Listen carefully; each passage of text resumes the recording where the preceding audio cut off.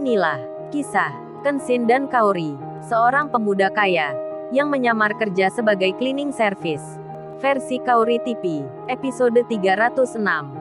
Kaori, yang diantarkan Kenshin untuk masuk kerja, ia pun berpamitan ke mamanya. "Ma, Kaori berangkat dulu ya." Mamanya pun menjawab, "Hati-hati Kaori," sambil beliau melihat putrinya yang naik mobil. Kenshin pun demikian, berpamitan pula, sampai akhirnya mereka pun berjalan, meninggalkan mamanya. Di tengah perjalanan, Kaori lalu bilang, "Oh ya say, baru kali ini nih, aku naik mobil kamu. Ternyata luas ya dalamnya, kursinya lebar, bisa muat 3 orang nih."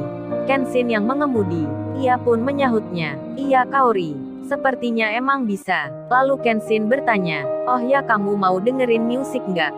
Kaori menjawab, "Emang kamu punya nih?" Kenshin menyahut, "Itu kamu putar sendiri aja, kan tinggal sentuh layarnya." Kaori melihatnya, ia pun menekannya, dan langsung menyala. Setelah itu, terkejutlah Kaori ketika melihat gambar yang menjadi latar musiknya adalah fotonya yang dulu sedang berselfie di dekat mobil ini. Kaori pun langsung bilang, "Ih, kamu ini nakal banget ya.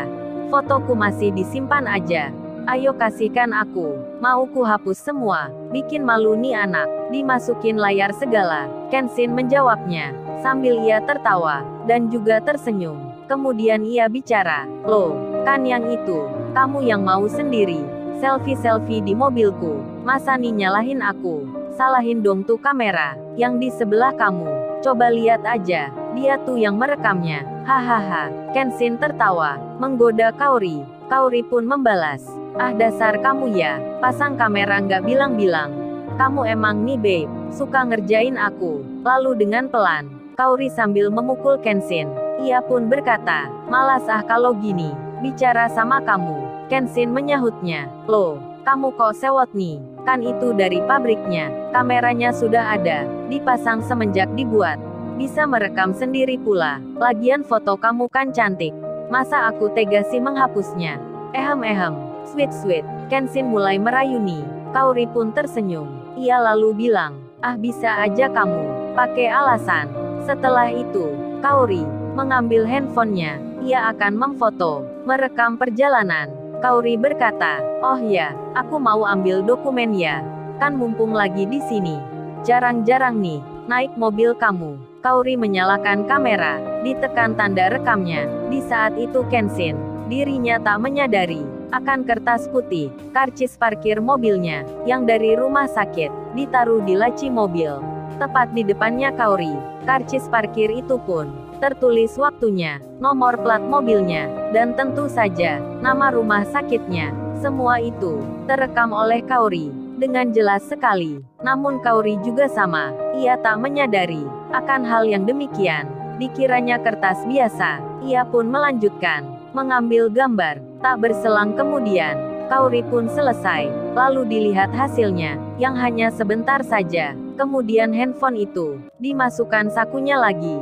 Sampai saat itu, karcis parkir tersebut belum diketahuinya. Sementara di lain tempat, si Iwan rupanya semalam mendapat pesan dari Kenshin di waktu dini hari, di jam 2 pagi. Iwan itu membaca, namun tak mengerti maksudnya. Kenshin hanya bertanya dengan tulisan yang singkat, Wan, lu sudah tidur belum Wan?" Iwan yang pagi ini berangkat kerja sempat menelpon Kenshin, namun yang terdengar, nomor yang Anda hubungi sedang tidak aktif. Si Iwan pun penasaran, karena tak biasanya Kenshin mengirim pesan di waktu malam. Iwan kemudian melanjutkan jalan ke tempat kerjanya. Di saat yang sama, setelah Kenshin meninggalkan rumah sakit, ibunya Ririn diperiksa kesehatannya, karena beliau akan diambil darahnya untuk ditransfusikan ke anaknya yang lagi membutuhkan. Namun, setelah dicek dengan seksama, dokter pun menyimpulkan tak bisa melakukannya karena resiko kesehatan dari ibunya Ririn. Jadinya, penambahan darah itu nanti akan dicarikan ke orang yang lain. Ibunya Ririn pun sudah diberitahu tentang masalah itu, dan beliau pun mengerti. Di lain tempat, Pak Andi kini dijemput sopirnya. Pak Andi pun berangkat kerja untuk pertama kalinya. Bang Hotman pun demikian. Beliau langsung jalan menuju kantornya, mempersiapkan penanganan masalahnya Pak Andi, dengan seorang oknum yang berasal dari bank, dan Putri sendiri yang mendapat tawaran kerja Kenshin. Ia pun merasa senang, karena dirinya nanti akan punya kesibukan. Setelah 2 bulan ini, hanya di rumah saja, tak pernah kemana-mana, karena masalah yang dialami ayahnya. Putri kini bisa merasakan tenang, apalagi ayahnya yang sudah mendapat kerja. Jadinya Putri itu kini membayangkan, ia tak menyangka akan seorang pria yang kerjanya cleaning service bisa mengubah kesedihan hatinya, bahkan keluarganya. Lalu Putri membicarakan tentang Kenshin bersama mamanya. Tak berselang kemudian, 15 menit berlalu. Apa yang ditunggu itu kini akhirnya tiba. Kenshin telah sampai di depan perusahaan. Kaori pun lalu bilang, "Kok berhenti di sini, Sai? Kamu nggak masuk aja nih?" Kenshin menjawab, "Sampai sini aja ya Kaori. Kan masuknya itu udah dekat. Entar ribet harus putar mobil.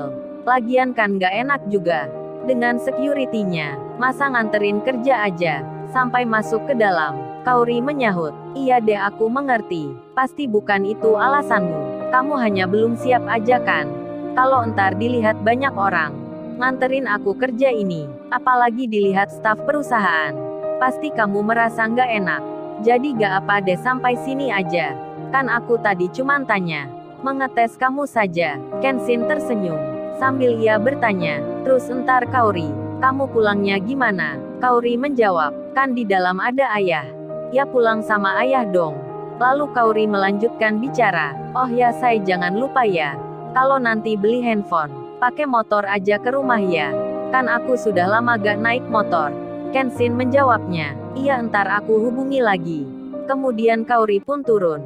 Ia masuk ke perusahaan, menuju tempat kerjanya. Kenshin setelah itu melajukan mobilnya, mengarah pulang. Di waktu yang demikian, Sirena Larrazati, yang kemarin marah ke Yudis, ia pun kini tak mau menerima teleponnya.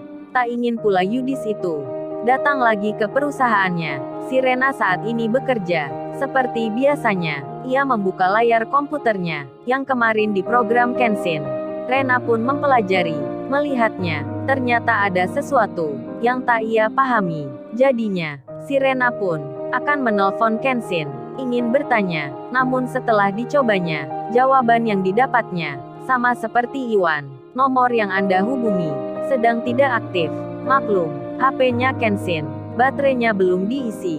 Dan Kenshin kini sudah sampai rumahnya. Ia pun ditanya mamanya, "Dari mana semalam?" Kenshin menjawabnya, seperti apa adanya. Mamanya mengerti. Lalu ia pun tidur, beristirahat sejenak, sampai 2 jam lamanya. Bersamaan itu, handphonenya sudah menyala. Tepat jam 12 siang.